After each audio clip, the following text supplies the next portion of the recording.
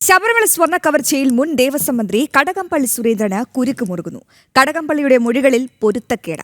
കടകംപള്ളിക്ക് മുഖ്യപ്രതി ഉണ്ണികൃഷ്ണൻ പോറ്റിയുമായി അടുത്ത ബന്ധമെന്നാണ് SITയുടെ വിലയിരുത്തൽ. എന്നാൽ MLA വീണ്ടും ചോദ്യം ചെയ്യാനും SIT നീക്കം.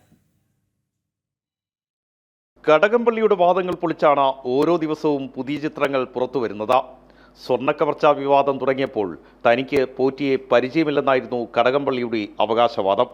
തൊട്ടുപിന്നാലെ പോറ്റിയുമായുള്ള ചിത്രം പുറത്തുവന്നു.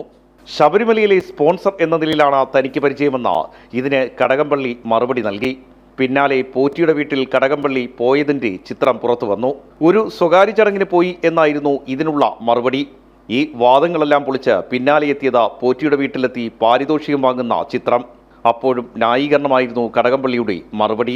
ഇതിനിടെ SIT രഹസ്യമായി കടകംപള്ളിയുടെ മൊഴി രേഖപ്പെടുത്തി. ആകെ ഒരു തവണ മാത്രമാണ് പോറ്റിയുടെ വീട്ടിൽ പോയിട്ടുള്ളതെന്ന് കടകംപള്ളി മാധ്യമങ്ങളോട് പറഞ്ഞു. എന്നാൽ ഈ വാദങ്ങളെല്ലാം കളവാണെന്നാണ് ഈ ചിത്രത്തിലൂടെ തെളിയുന്നത്.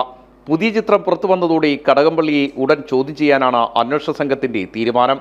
ഇതിനായി നോട്ടീസ് നൽകും. ഫോൺ രേഖകൾ പരിശോധിച്ചതിലും കടകംപള്ളിക്ക് കുരുക്കാവുന്ന തെളിവുകൾ SITക്ക് ലഭിച്ചിട്ടുണ്ട്. എന്നാൽ നിയമസഭാ തിരഞ്ഞെടുപ്പ് അടുത്തിരിക്കുന്ന സാഹചര്യത്തിൽ കടകംപള്ളിയെ അറസ്റ്റ് ചെയ്യാൻ സർക്കാർ സമ്മതിക്കുമോ എന്ന് കണ്ടറിയേണ്ടിയിരിക്കുന്നു.